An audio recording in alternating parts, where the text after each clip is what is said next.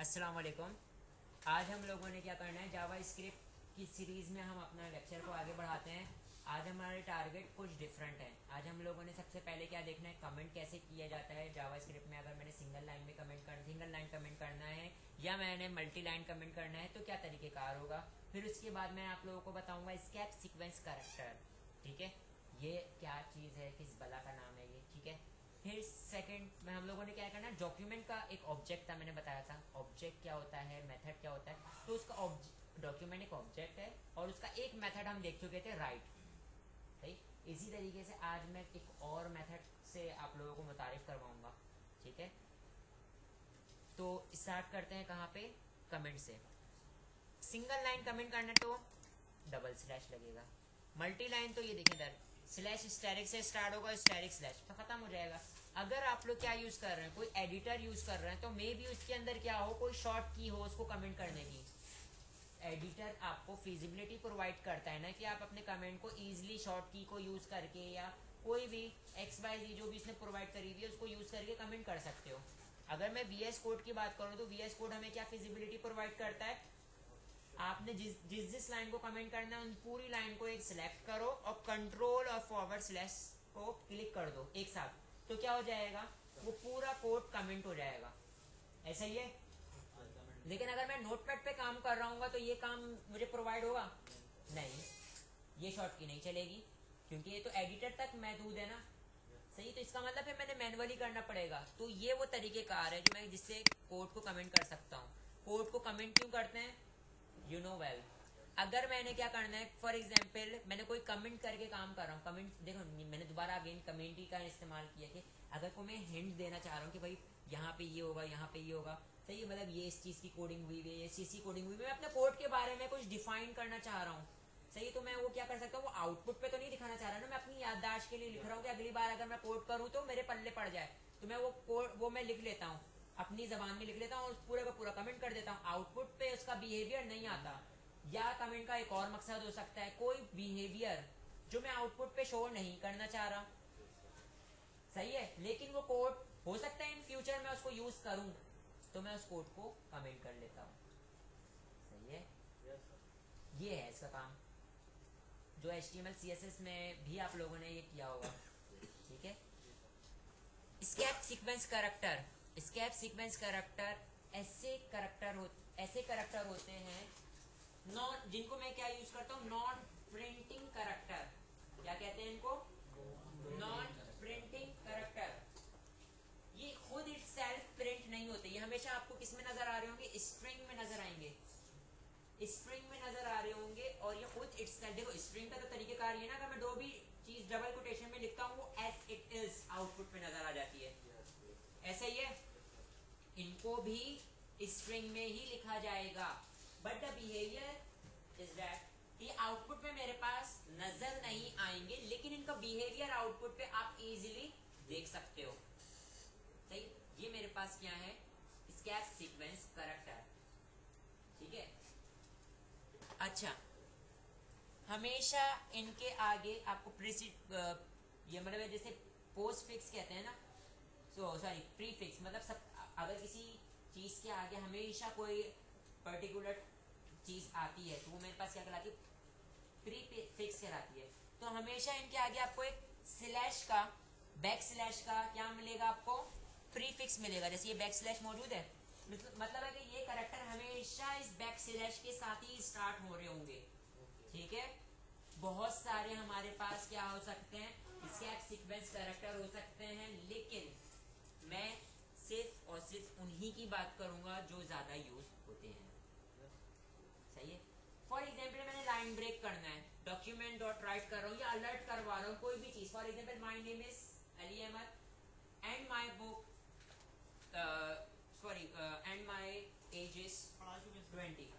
सही है, तो अब क्या है, ये पूरी एक लाइन है, एक पूरी लाइन है। अगर मैं ये चाह रहा हूँ कि लाइन एक जो सेंटेंस है my name is Ali Ahmed एक लाइन में लिखा हुआ नजर आए और जो दूसरा सेंटेंस है वो दूसरी लाइन में लिखा हुआ नजर आए, तो लाइन ब्रेक हो रही है। सही है, तो इसका तरीकाकार क्या है, यहाँ पे अब मैं यूज करूंगा स्केप सीक्वेंस कैरेक्टर। सही है, इस स्ट्रिंग के अंदर ही रहते हुए मैं क्या लगा दूंगा, \n। \n एक ऐसा स्केप सीक्वेंस कैरेक्टर है जो कि क्या कर देता है, लाइन को ब्रेक कर देता है। क्या कर देता है, लाइन को ब्रेक कर देता है। मैं यहाँ पे VS कोड को ओपन करता हूँ।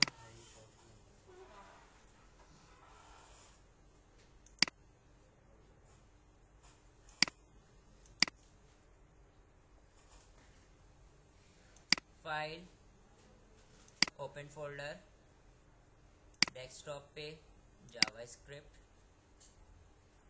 या स्क्रिप्ट लिया था, क्या लिया था, सिलेक्ट फोल्डर,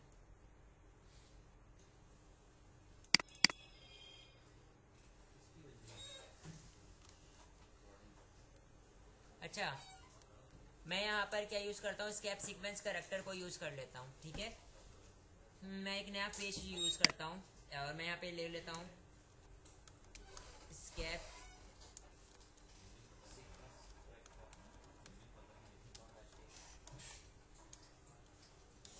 एंटर किया, बेसिक कोड जनरेट कर लिया। यहाँ पर आने के बाद मैं क्या करता हूँ, स्क्रिप्ट का टैग लिया यहाँ पर, और मैं यहाँ पे क्या करता हूँ, अलर्ट के अंदर मैं यहाँ पे क्या लिखता हूँ, my name is Ali Ahmed and my age is, ठीक है। तो अब यहाँ पर ये देखें, दो अलग अलग सेंटेंस है। मैं ये चाह रहा हूँ कि फॉर एग्जांपल बीच में एंड नहीं लिखा हुआ, मैं इसके बाद लाइन को ब्रेक करना चाह रहा हूँ, तो यहाँ पे मैं क्या यूज करूंगा, \n। ये क्या है, आउटपुट पे \n नजर नहीं आएगा। देखो किसके अंदर यूज हुआ है, स्ट्रिंग के अंदर यूज हुआ है। ठीक है, मेरा पेज रन होगा तो ये अलर्ट आ जाएगा, और एक लाइन में माई नेम इज अली लिखा होगा, सेकेंड लाइन में क्या लिखा होगा, माई एज इज 24। इसका बिहेवियर शो होगा आउटपुट पे, नॉट इटसेल्फ \n यूज होगा। बात समझ रहे हैं आप लोग? ये देखें इधर आ गया, my name is Ali Ahmed, my age is 24, but क्या हो रहा है, नेक्स्ट लाइन में आ रहा है ये। ठीक है, तो नॉन प्रिंटिंग कैरेक्टर्स कहलाते हैं ये, खुद प्रिंट नहीं होते, इटसेल्फ उनका बिहेवियर आउटपुट पर आता है। यहाँ पर आता हूँ मैं, और यहाँ पर आने के बाद मैं क्या कर लेता हूँ, एक वेरिएबल बनाता हूँ var a is equal to 12। ठीक है, और यहाँ पे मैं क्या कर देता हूँ, कॉनकैटिनेट कर देता हूँ a के साथ। सही है, तो अब a कहाँ नजर आएगा, रन करता हूँ, रिफ्रेश करता हूँ, देखिए इधर एज के साथ लिखा हुआ नजर आ रहा है, लेकिन दोनों में क्या स्पेस है, दोनों में स्पेस है। यहाँ पर मैं आगे क्या यूज करता हूँ, नॉन प्रिंटिंग कैरेक्टर \t, एक स्पेस क्रिएट कर देता है ये। अब मैं आउटपुट पर आता हूँ, और अब आप मैं रिफ्रेश करता हूँ, स्पेस नजर आ रहा है आपको? ठीक है, तो एक स्पेस का इसने क्या कर दिया, स्पेस क्रिएट कर दी। ठीक है भाई, यहाँ पर हमारे पास स्केप सीक्वेंस कैरेक्टर जो है वो चीज समझ में आई। अब ये हमारे पास क्या कर रहा होता है, टैब का स्पेस ला रहा होता है आउटपुट पर। ठीक है, तो इसके अंदर और भी बहुत सारे हैं। ठीक है, लेकिन जैसे अगर आप लोगों को क्या चाहिए, डबल कोटेशन चाहिए, तो स्ट्रिंग ऑल्सो इन कोटेशन। अगर आपको मजीद जो आपने आउटपुट पे स्ट्रिंग लाना चाह रहे हो वो कोटेशन में लाना चाह रहे हो, तो \कोटेशन लगा सकते हो, इस तरीके से यूज कर सकते हो। ठीक है, अब हम लोग आगे आ जाते हैं। ठीक है, बिल्ट इन फंक्शन में आप लोगों को ऑलरेडी बता चुका हूं। मैंने आप लोगों को यहाँ पे क्या बताना है, मैंने यहाँ पे आप लोगों को क्या करवाना है, अब मैं डॉक्यूमेंट ऑब्जेक्ट का दूसरा मेथड बताने जा रहा हूँ। ये मेथड किस काम आता है, ये मेथड आपके पास क्या काम करके दे रहा होता है, इंटीग्रेट करवाने के काम आ रहा होता है, HTML को जावास्क्रिप्ट के साथ इंटीग्रेट करवाना। अभी तक के आपने जितनी जावास्क्रिप्ट पढ़ी, जावास्क्रिप्ट एक अलग पैरामीटर में चल रही थी, और HTML के ऊपर हम लोगों ने दोनों को कोलैबोरेशन नहीं कराई थी। ये क्या काम करेगा, कोलैबोरेट करवाएगा। क्या करवाएगा, कोलैबोरेट करवाएगा। ये चीज समझ में आ रही, मैं अपनी बात समझा पा रहा हूँ आप लोगों को? देखिए दोनों अलग अलग थी। देखिए HTML के साथ मतलब फॉर एग्जांपल अगर मैं 2 + 2 करूँ, मैं पहले टेक्स्ट बॉक्स में 2 लिखूँ, दूसरे टेक्स्ट बॉक्स में 2 लिखूं, बटन पे क्लिक करूं, मेरे पास क्या आ जाए, कैलकुलेटर टाइप का बन जाए, 4 आ जाए। तो इसका मतलब ये जो चीज थी HTML थी ना, तो HTML के साथ जावास्क्रिप्ट को क्या करना है, मैंने इंटरलिंक करवाना है। तो ये ऑब्जेक्ट किस लिए काम आएगा, एलिमेंट को सिलेक्ट करने के लिए काम आएगा। HTML के एलिमेंट भरे पड़े, जितने भी एलिमेंट है, जैसी बात है, अगर आप लोगों ने CSS में क्या किया था, पहले एलिमेंट को सिलेक्ट किया था, पकड़ा था, फिर उसके ऊपर स्टाइलिंग करी थी, ऐसा ही किया था या नहीं किया था, ऐसे ही किया था, ठीक है। तो इसलिए अब क्या करना है आपने यहाँ पर, अब जो मैं आपको मेथड बताने जा रहा हूँ, ये क्या करेगा, आपके जो एलिमेंट मौजूद हैं उनको जावास्क्रिप्ट में सिलेक्ट कर लेगा। एक बार आपने जावास्क्रिप्ट में उसको सिलेक्ट कर लिया, then you are able to work on it. सही है। तो इसका मतलब अब मैंने जो काम करना है, पहले मैंने क्या बनाना है, पहले मैंने नीचे एलिमेंट बनाना है। सही है। तो मैं यहाँ पे क्या कर देता हूँ, 2 टेक्स्ट बॉक्स लेता हूँ। क्या लेता हूँ, यहाँ पर आता हूँ, यहाँ पर आने के बाद इनपुट टाइप टेक्स्ट, और उसके अंदर क्या ले लेता हूँ, प्लेस होल्डर में मैं क्या लिख लेता हूँ, एंटर फर्स्ट वैल्यू, और उसके अंदर मैं एक आईडी दे देता हूँ। आईडी का नाम क्या रख दिया, ए। अब एक आईडी जो दी है ना मैंने किस लिए दी है, ताकि मैं इस आईडी के थ्रू इस एलिमेंट को क्या कर सकूं, सिलेक्ट कर सकूं। कहां पर, जावास्क्रिप्ट में। सही है। और इसी आईडी के थ्रू मैं क्या कर सकता हूं, इसको कहां पे सिलेक्ट कर सकता हूं, CSS में भी सिलेक्ट कर सकता हूं। सही है। एक काम मैं ये कर रहा हूं कि इसको थोड़ा खूबसूरत बनाने के लिए सेंटर का टैग लेता हूं, और सेंटर का टैग एंड में क्लोज कर देता हूं। उसकी वजह ये कि सारे चीज बीच में नजर आ रही हो। सेंटर के बाद मैं यहाँ पर आता हूँ, H1 के अंदर मैं क्या लिख लेता हूँ, कैलकुलेटर। ठीक है। और यहाँ पर मैं क्या करता हूँ, BR का टैग, अगेन BR का टैग, और एक टेक्स्ट बॉक्स, एक इनपुट ले लिया, दूसरा मैं क्या कर लेता हूँ, कॉपी किया, कॉपी करने के बाद यहाँ पर पेस्ट कर लिया, और यहाँ पे मैं क्या करूँगा, BR। ठीक है। इसी तरीके से यहाँ पे भी मैं क्या कर लेता हूँ, BR, और इस आईडी को क्या कर दूंगा, B। सही है। क्या चीज, ये लो ना, ये तो प्लेस होल्डर है, ये लो, कर दो सेकंड वैल्यू, बराबर है। ठीक है यहाँ तक का। अभी मैंने क्या करने का मांगता है, मैंने यहाँ पर आपको वो मेथड बताना है डॉक्यूमेंट का जिससे मैं इसको सिलेक्ट कर सकूं। ठीक है। तो मैं आ जाता हूँ स्क्रिप्ट के अंदर, ये जो कोडिंग हुई भी है ना, मैं इसको यहाँ से हटा देता हूँ, इसकी अब मुझे ज़रूरत फिलहाल नहीं है। ठीक है। क्योंकि मैं अब नया कोड करने जा रहा हूँ। मैं यहाँ पर आता हूँ, मैं बोलता हूँ document dot gate element by ID, gate element by ID. देखिए इधर G स्मॉल में है, E कैपिटल है, D कैपिटल है, और I कैपिटल है। ये मेथड है, राउंड ब्रैकेट, ये मेथड है। और इसके अंदर मैं क्या लिख देता हूँ, इन्वर्टेड कॉमास में A। तो इसका मतलब मैंने क्या कर लिया, A मतलब A नाम का मेरे पेज पे जो भी एलिमेंट है, जिसके पास A नाम की आईडी है, उसको मैंने कंप्लीटली पूरा कंप्लीट एलिमेंट सिलेक्ट कर लिया। उसके जितने भी एट्रीब्यूट हैं, उसके अंदर जितनी भी वैल्यूज है, सब कुछ, ईच एंड एवरीथिंग। ठीक है। और उसको जाहिर सी बात है, अगर एक चीज को मैं सिलेक्ट करके लेकर आ रहा हूं तो we have to hold somewhere. तो इसका मतलब मैंने उसको कहीं ना कहीं किसी वेरिएबल वगैरह में होल्ड करना पड़ेगा। सही है। तो मैं क्या करता हूं, यहाँ पे वेरिएबल val1, और इसके अंदर मैंने किसको होल्ड कर दिया, जो भी एलिमेंट उठकर आया था। देखो एलिमेंट को जितनी भी चीजें थी उसको मैंने उठा के कहाँ पे, किसी वेरिएबल में स्टोर कर लिया। अब मैं इसके ऊपर काम कर सकता हूँ, प्रोसेसिंग कर सकता हूँ। वेरिएबल में हम लोग डाटा को, वेरिएबल क्या है, बेसिकली कंटेनर है, ताकि इसमें मैं टेम्पररी कोई भी डाटा होल्ड करूँ। क्यों होल्ड करना है, ताकि मैं उस डाटा पे आगे प्रोसेसिंग कर सकूं। ऐसा ही है। ठीक है।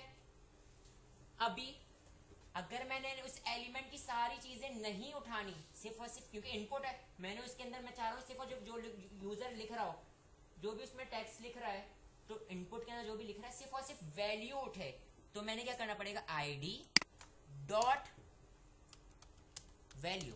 तो इसका मतलब आप क्या उठ जाएगी, सिर्फ और सिर्फ उसकी क्या उठेगी, देखें इधर मैंने उसकी क्या लिख दिया यहाँ पे, प्रॉपर्टी लिख दी कि अब सिर्फ और सिर्फ वैल्यू उठेगी उसकी, उस एलिमेंट की। तो क्या उठेगा, जो इसके अंदर यूजर लिख रहा होगा वो वैल्यू उठकर आ जाएगी। अगर यहाँ पे मेरे पास क्या होता, ए क्या होती, यहाँ पे मेरे पास इमेज होती, यहाँ पे मेरे पास क्या होती, इमेज होती। तो यहाँ पर अगर उसकी सिर्फ सोर्स उठाना मेरा मकसद होता तो डॉट src कर लेता, तो सिर्फ इमेज की सोर्स सिलेक्ट होकर किसी वेरिएबल में होल्ड हो जाती। बात क्लियर है, src प्रॉपर्टी ये होल्ड हो जाती किसी वेरिएबल में। जब तक कि मैंने इसकी प्रॉपर्टी नहीं बताई थी पूरा का पूरा एलिमेंट होल्ड हो रहा था, जब मैंने इसकी प्रॉपर्टी बताई वो प्रॉपर्टी सिर्फ और सिर्फ होल्ड हो जाएगी। बात क्लियर है यहाँ तक का, ठीक है।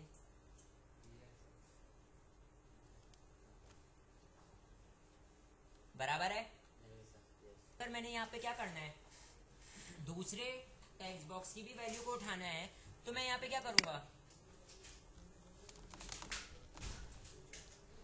दूसरे वेरिएबल में स्टोर कर दूंगा किसकी वैल्यू को, जिसकी आईडी बी थी उसकी वैल्यू को। ऐसा ही है, बात क्लियर है। अब मैं आप लोगों के सामने एक टॉपिक और बताने जा रहा हूँ। देखिए इधर, ये तो वैल्यू उठाने के काम आता है, वैल्यू उठा लिया आप लोगों ने, सही है। लेकिन आप क्या करोगे, दो वैल्यू उठाओगे, बटन पे क्लिक करोगे तो रिजल्ट आना चाहिए, ऐसा ही है। तो आप इसका मतलब कोई ना कोई एक्शन परफॉर्म कर रहे हो, सही है। हम अगर अपने पेज पे एक्शन परफॉर्म करते हैं या यूजर इंटरेक्ट करता है मेरे पेज पे, तो दो तरीके कार होते हैं मेनली पेज पे इंटरेक्शन परफॉर्म करने के, सही, जिससे यूजर क्या कर रहा होता है, कोई ना कोई इंटरेक्शन परफॉर्म कर रहा होता है हमारे वेब पेज के साथ। पहला तरीकेकार हमारे पास क्या होता है, माउस के थ्रू कोई ना कोई एक्शन परफॉर्म कर रहा होता है, चाहे वो क्लिक करे चाहे वो डबल क्लिक करे, ये होता है ना एक्शन परफॉर्म कर रहा है। माउस को मूव करे, होवर करे, माउस डाउन करे, ये सारे कोई ना कोई एक्शन परफॉर्म कर रहा है, ठीक है। दूसरा एक्शन कौन सा होता है, कीबोर्ड के थ्रू, चाहे वो क्या कर रहा होता है, कुछ लिख रहा होता है, ठीक है, की अप की डाउन, ये सारे काम कर रहा होता है।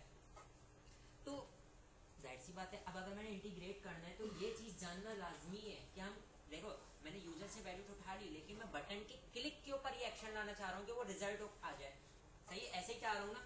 तो इस टॉपिक को हम लोग, जो कोई एक्शन परफॉर्म करने के जो टॉपिक है ना, उसको हम लोग क्या कहते हैं, इवेंट कहते हैं, सही है। इवेंट क्या कहते हैं, जब मैं बटन क्लिक करूंगा तो इसका मतलब मैंने क्या किया, एक इवेंट फायर किया, क्या किया, एक इवेंट फायर किया। मैं बुक में से एक आपको डायग्राम बता देता हूँ, क्योंकि जो मैं बात बोल रहा हूँ ना, वो अगर आप लोगों को नजर आ जाए तो ज्यादा बेहतर रहेगी, ठीक है। ये रही इवेंट, और ये रहा फॉर एग्जाम्पल यूजर ने की प्रेस किया, तो ये तो एक इवेंट फायर हो गया, जाहिर सी बात है। उस मतलब है कि अब एक इवेंट अकर हो गया, अब उस बटन के क्लिक के नतीजे में क्या होना चाहिए, वो क्या, उसको मैं कहाँ पे डिफाइन करूंगा, जावा स्क्रिप्ट में डिफाइन करूंगा। जब मैं बटन पे क्लिक कर दूं तो क्या हो, मैं कुछ टाइप करूं तो क्या हो, सही है। तो ये मेरे पास क्या इवेंट्स हैं, क्या कराते हैं, इवेंट। और ये कहाँ पर इनको हैंडल कहाँ किया जाता है, जावा स्क्रिप्ट में, ठीक है। तो मैंने कहा हैंडल किया, उसको जो हैंडल करने का तरीकेकार है उसको क्या कहते हैं हम लोग, हैंडलर, ठीक है, हैंडलर। इवेंट को हैंडल कहाँ किया, स्क्रिप्टिंग के अंदर ही हैंडल करूंगा ना मैं, जो इवेंट आया है, सही है। तो इसका मतलब जब मैंने क्या काम करना है, जब मैं बटन पे क्लिक करूं या कोई भी एक्शन परफॉर्म करूं, तो इसका मतलब वो इवेंट अकर हो जाएगा, और उसके नतीजे में जो काम होगा वो कहाँ डिफाइन होगा, वो जावा स्क्रिप्ट में डिफाइन हुआ होगा। भाई बटन पे क्लिक करूं तो जो मैंने दो वैल्यूज दी उनको प्लस करके ले आए, सही है, डिस्काउंट निकाल के ले आए, ये काम करके ले आए, वो काम करके ले आए। तो ये हमारे पास क्या कहलाते हैं, इवेंट और इवेंट हैंडलिंग कहलाती है। अब हमारे पास काफी सारे तरीके के क्या मौजूद हैं, इवेंट्स मौजूद हैं।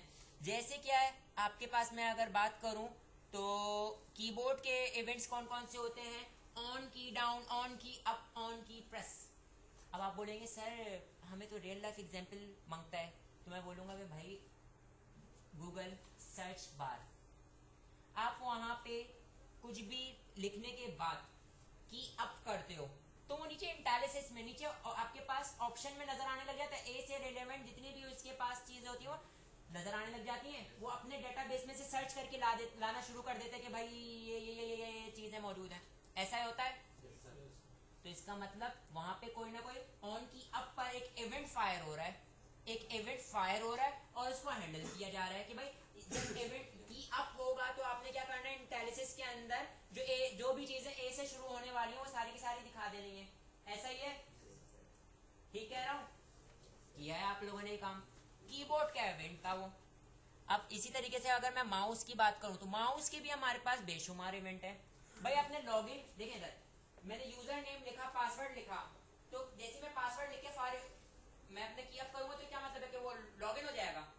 ऐसा तो नहीं होता ना। मैं बटन पे क्लिक करूंगा तो लॉगिन होना चाहिए। मैं सही कह रहा हूँ? अगर मैं क्या करूंगा, ऑन की अप पे क्या कर रहा हूँ, लॉगिन के लिए रिक्वेस्ट कर रहा हूँ, तो जैसे मैं एक लफ्ज लिखूंगा की अप हो गया, और क्या हो जाएगा, वो चेक करने लग जाएगा यूजर हमारे पास मौजूद है या नहीं। पासवर्ड तो 10 कैरेक्टर का है, तो वो हर बार के 10 कैरेक्टर तक पहुंचते पहुंचते वो मेरे पास हर बार वो फायर होता रहेगा, फायर होता रहेगा, फायर होता रहेगा, तो मैं तो काम ही नहीं परफॉर्म कर पाऊंगा। तो यहाँ पर अब मैंने माउस का इवेंट चाहिए, जाहिर सी बात है। की कोई बटन पे क्लिक करूं तो काम हो, डबल क्लिक करूं तो काम हो, सही है। मैं माउस को मूव करूं तो कोई एक्शन परफॉर्म हो जाए, मैं माउस को ओवर करूं किसी चीज के ऊपर, मैं माउस को लेके जाऊं तो क्या एक्शन परफॉर्म हो, माउस को मैं मूव करूं कहीं पे तो क्या काम हो, सही है। तो ये सारे इवेंट्स हैं, क्या हैं ये?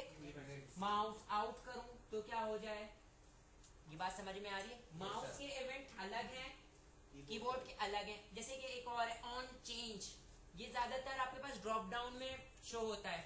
कहाँ पे ये होता है? फॉर एग्जाम्पल अगर ड्रॉप डाउन मेरे पास मौजूद है, ड्रॉप डाउन में मेरे पास कंट्रीज मौजूद हैं, ठीक है। अगर मैं country code select, for example अगर मैं कंट्री सिलेक्ट कर लेता हूँ क्या, पाकिस्तान, तो मेरे पास क्या हो जाए, एक इवेंट फायर होगा और उसके नतीजे में नीचे जो उसकी जितनी भी नीचे जो दूसरा ड्रॉप डाउन है इसके अंदर क्या फिल होकर आ जाए, उसकी जो जितने भी प्रोविंस जितने भी स्टेट्स हैं वो सारे आ जाएं, ठीक है। अगर अमेरिका सेलेक्ट कर लूँ तो अमेरिका के आ जाएं, ठीक है। ऐसा ये क्या ऑन चेंज का इवेंट हो गया ये, सही है। तो इसी तरीके से बहुत सारे हैं, एज पर रिक्वायरमेंट हम लोग एक एक करके चीजों को देख रहे होंगे जब हम आगे बढ़ेंगे। तो ये चीज समझ में आई आपके? हाँ, इवेंट समझ में आया। इवेंट होता क्या है? इवेंट क्या है? एक अदर पीस ऑफ एक्शन है जो मैं परफॉर्म करना चाहता हूँ। और जैसे फॉर एग्जांपल अगर मैं बोलता हूँ क्लिक का है, क्लिक के ऊपर क्या काम होना चाहिए उसको मैं क्या करूँगा, इवेंट को हैंडल किया जाएगा, सही है। इवेंट पहले फायर होगा, सही, इवेंट फायर होगा, उसको जावास्क्रिप्ट में हैंडल किया हुआ होगा। अब मैं यहाँ पर आता हूँ कोडिंग की तरफ। जाहिर सी बात है मैं बटन के क्लिक के ऊपर ये काम चाह रहा हूँ ना, तो इसका मतलब मेरे पास किसकी नीड है? बटन की नीड है। मैं यहाँ पे टेक्स्ट की जगह क्या ले लूंगा? बटन, सही है। देखो बटन लेने के लिए भी हमारे पास कई सारे तरीके का आ रहे हैं। मैं इनपुट टाइप बटन भी ले सकता हूँ या मैं डायरेक्ट बटन भी ले सकता हूँ, ठीक है। अब मैं यहाँ पे एक और एट्रीब्यूट यूज करूंगा, वैल्यू नाम का। वैल्यू का एट्रीब्यूट क्या करेगा कि बटन के ऊपर क्या लिखा हुआ नजर आ रहा होगा वो कौन डिसाइड करेगा? ये एट्रीब्यूट। मैं यहाँ पे लिख देता हूं कैलकुलेट। आउटपुट पे बटन पे ये लिखा हुआ नजर आ रहा होगा। अब यहाँ पर मैं आता हूं और यहाँ पे लिखता हूं ऑन क्लिक। ये देखिए ये सारे के सारे मेरे पास क्या है, इतने सारे हमारे पास इवेंट्स हैं। ये क्या है? इवेंट्स। जो हम लोग जो ज्यादातर यूज कर रहे होते हैं, हम वो इवेंट्स को मैं यहाँ पे डिफाइन करूंगा, ठीक है। दोनों एक ही जगह आ रहे होते हैं इवेंट्स। हाँ, इसमें कोई अलग से नहीं आएंगे। अब मैं यहाँ पे लिखता हूँ ऑन क्लिक, ठीक है। ये मेरे पास क्या आ गया, एक इवेंट आ गया, सही है। अब क्या होगा, ऑन क्लिक क्या है, जब मैं इस बटन पे क्लिक करूंगा तो एक क्या फायर हो जाएगा, एक इवेंट फायर होगा। तो जाहिर सी बात है उस इवेंट का कोई ना कोई नाम होना चाहिए, उस इवेंट का कोई ना कोई नाम होना चाहिए, ऐसा ही है। तो आपने देखा था अलर्ट, पीस ऑफ कोड था, पीस वो एक्शन वो फंक्शन था, एक अलर्ट बिल्ट इन फंक्शन था। उसका कोड कहीं ना कहीं डिफाइन हुआ था। उसका काम क्या था कि जब भी उसको कॉल करूंगा तो आउटपुट पे क्या हो जाएगा, एक अलर्ट आ जाएगा, एक पॉपअप आ जाएगा, ऐसा ही है। बिल्ट इन फंक्शन था, उसकी कोडिंग कहीं ना कहीं डिफाइन हुई होगी जावास्क्रिप्ट में, ऐसा ही है। तो इसका मतलब अब मैं यहाँ पे देखो ऑन क्लिक के ऊपर मैं पीस ऑफ कोड परफॉर्म करना चाह रहा हूँ, लेकिन वो बिल्ट इन नहीं है, मैंने बनाना पड़ेगा। तो इसका मतलब मैंने यहाँ पे क्या कर लिया, ABC कॉल कर लिया। ABC क्या पहले से डिफाइन हुआ है, मैंने बनाना पड़ेगा, लेकिन ये फंक्शन है, क्या है, ये फंक्शन को कॉल किया हुआ है। मैं ये चाह रहा हूँ जब मैं बटन पे क्लिक करूँ ना तो इवेंट फायर होगा, और इस इवेंट फायर होने के नतीजे में क्या काम होना चाहिए, हैंडल कहाँ किया हुआ है, मैंने ABC नाम का एक फंक्शन है, उसमें इस इवेंट को मैंने हैंडल किया हुआ है, और वो आपको मिलेगा जावास्क्रिप्ट स्क्रिप्ट के अंदर मिलेगा। सही है, क्योंकि ये बिल्ट इन नहीं है, इसका मतलब मैंने कहीं ना कहीं अपने पेज पे स्क्रिप्ट के अंदर डिफाइन किया होगा इसको, ऐसा ही है। तो अब मैंने यहाँ पर आने के बाद देखो ये कॉल हुआ, ये कॉल का तरीकेकार है, मतलब एक फंक्शन को मैंने कॉल किया है तो मस्ट बी डिफाइन, कहीं ना कहीं डिफाइन हुआ होगा। देखो अलर्ट, प्रॉम्प्ट, ये सब इसी तरीके से कॉल होते थे, क्योंकि वो पहले से डिफाइन हुए थे। बिल्ट इन नाम यूज किया था ना हमने, बिल्ट इन, इसका मतलब वो पहले से डिफाइन हुए थे। ये क्या है यहाँ पे, ये बनाया हुआ नहीं है पहले से, ये यूजर डिफाइन है। तो अगर मैंने इसको यहाँ पे कॉल किया है तो इसको मैंने डिफाइन भी करना पड़ेगा। जो डिफाइन करूंगा इसका मतलब मैंने उसको हैंडल कर लिया। जो इवेंट फायर हुआ था उसको मैंने हैंडल कर लिया कि जब जब क्लिक होगा ABC नाम का फंक्शन चल जाएगा, और उसके नतीजे में वो कोडिंग में जाएगा, ABC नाम का जहां जहां फंक्शन नजर आएगा उसके अंदर जो भी कोडिंग होगी वो एग्जीक्यूट कर देगा, ऐसे ही करेगा। तो अब मैं यहाँ पर आता हूँ स्क्रिप्ट के अंदर। यहाँ पर आने के बाद मैं क्या करता हूँ, फंक्शन लिखता हूँ, इसका पूरा टॉपिक आएगा, इसका आगे पूरा टॉपिक आएगा, लेकिन मैं आपको फंक्शन बनाने का तरीकेकार बता देता हूँ। फंक्शन स्पेस दिया, और क्या नाम था मेरे पास, AB round bracket, curly bracket से बॉडी स्टार्ट और क्लोज। सही है भाई, तो इसका मतलब ये वो ABC नाम का फंक्शन है, जब बटन पे क्लिक करूंगा तो ये वो फायर हो जाएगा, और इसको मैंने हैंडल किया हुआ है जावास्क्रिप्ट के अंदर, ठीक है। अब इसके अंदर जो भी पीस ऑफ कोड लिखा है वो एग्जीक्यूट हो जाएगा, ऐसा ही होगा। तो अब मैंने इसके अंदर क्या लिखा हुआ था, टेक्स्ट बॉक्सेस से वैल्यू उठा के मैंने अपने वेरिएबल में स्टोर कर लिया था, ऐसे ही किया था। और अब मैं यहाँ पे और काम कर देता हूँ, मैं बोलता हूँ वेरिएबल क्या है, res is equal to val 1 plus val 2, और उसको मैंने कहा होल्ड करवा लिया, एक रेस नाम के वेरिएबल के अंदर। अब देखो इसका आउटपुट कहाँ दिखाना चाह रहा हूँ, अब नहीं, दो तरीके का आ रहे हैं। अब मैं इंटीग्रेट कर चुका हूँ HTML के साथ, इसका मतलब मैं आउटपुट भी HTML पे ही दिखाऊंगा, सही है। आउटपुट में मैं कहीं अलर्ट वलर्ट में मैं नहीं दिखा रहा, दिखा सकता हूँ मैं, अगर दिखाना चाहूँ तो दिखा सकता हूँ, लेकिन मैं अब कहाँ दिखाना चाह रहा हूँ, आउटपुट या तो इसमें आए इनपुट, आपके पास इनपुट की के अंदर इनपुट बॉक्स के अंदर ही आए, या किसी पैराग्राफ या H1 H2 H3 किसी एच ग्रुप किसी भी चीज में आए, प्री के टैग में आए, ब्लॉक कोड में आए, LI के अंदर आए, लेकिन वो किसके अंदर आए, वो HTML के एलिमेंट में से किसी चीज के ऊपर आए, ऐसा ही है, ठीक है। तो अब यहाँ पे आउटपुट दिखाने के दो तरीके कार हैं, सही है। अगर मैंने किसी ऐसी चीज में आउटपुट दिखाना है जो इस्तेमाल होते हैं यूजर इनपुट के लिए, जैसे कि इनपुट टाइप, इनपुट जिसके अंदर input type text, password, number वगैरह, या टेक्स्ट एरिया, इसके अंदर मैं यूजर लिख सकता है ना। अगर मैंने इसके अंदर दिखाना है आउटपुट तो इसका तरीकेकार अलग है। और अगर मैंने आउटपुट दिखाना है ऐसी चीजों में जो आउटपुट के लिए यूज होते हैं, जैसे पैराग्राफ प्री, H1 से लेके H6, ब्लॉक कोड, LI, जहाँ पे यूजर से इनपुट नहीं ले रहा, तो उसका तरीकेकार अलग है, समझ में? दोनों में आउटपुट शो करने का तरीकेकार अलग है। पहला तरीकेकार के लिए मैं यहाँ पर क्या बना देता हूँ, पहले तो सबसे पहले मैं क्या करता हूँ, BR का टैग लिया, अगेन BR का टैग लिया, यहाँ पे मैं क्या कर लेता हूँ, इनपुट लेता हूँ, इनपुट टाइप टैग्स, और मैं यहाँ पे क्या कर देता हूँ, उसको ID प्रोवाइड कर देता हूँ result1, ठीक है। और इसके साथ साथ मैं यहाँ पे रीड ओनली कर देता हूँ, मतलब ये आउटपुट पर आपको टेक्स्ट बॉक्स नजर आ रहा होगा बट उसके अंदर लिखा नहीं जा सकता, सही है। और इसके अंदर मैं यहाँ पे क्या कर देता हूँ, BR का टैग दिया, अगेन BR का टैग दिया, और यहाँ पर मैं क्या करता हूँ, एक H1 H2 ले लेता हूँ और इसके अंदर आईडी क्या दे देता हूँ RESULT2। ये दोनों बात समझ में आ गई। देखो दोनों में आउटपुट दिखाने का तरीकेकार डिफरेंट है। अगर एक होता तो मैं एक ही डंडी से सबको हाँक देता, लेकिन जब डिफरेंट है तो मैंने दोनों को लिए हैं। सही है। अब मैं यहाँ पर आता हूँ। यहाँ पर आने के बाद आपको ये बात अच्छी तरीके से पता है कि अगर जो भी चीज मैंने राइट हैंड साइड पे ली हुई है वो असाइन हो जाती है लेफ्ट हैंड साइड को। ये बात सब जानते हैं।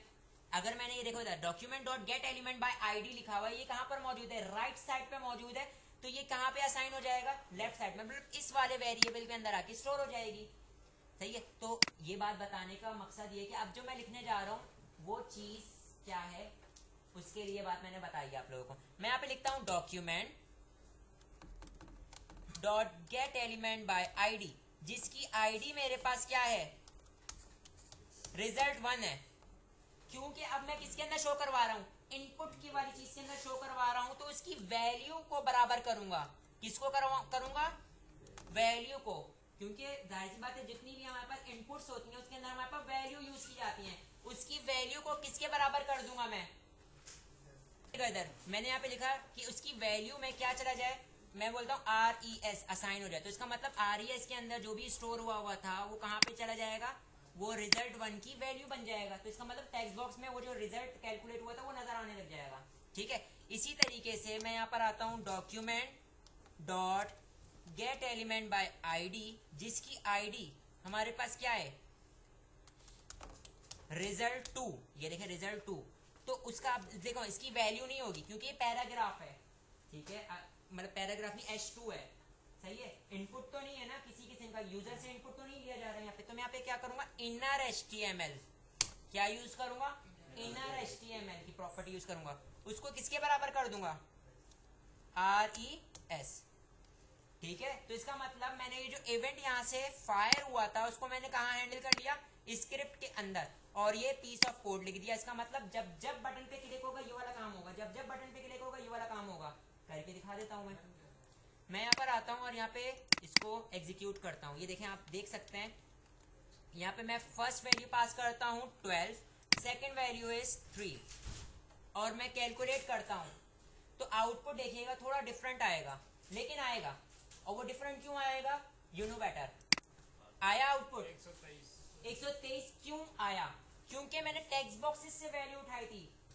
मैं जब भी टेक्स्ट बॉक्सेस से उठाऊंगा मैंने उसको कन्वर्ट करना पड़ेगा इंटीजर में। तो पार्स इंट यूज किया जाएगा। यहाँ पे क्या यूज किया जाएगा? तो यहां से जो भी मैंने उठाया था must have to convert into string. Parse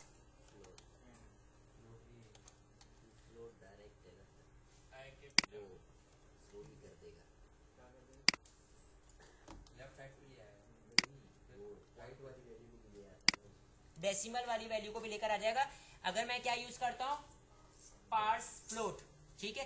यहां पर मैं आके अपने पेज को रिफ्रेश करता हूं और अब मैं अगेन 12 3 कैलकुलेट किया। Now it is 15।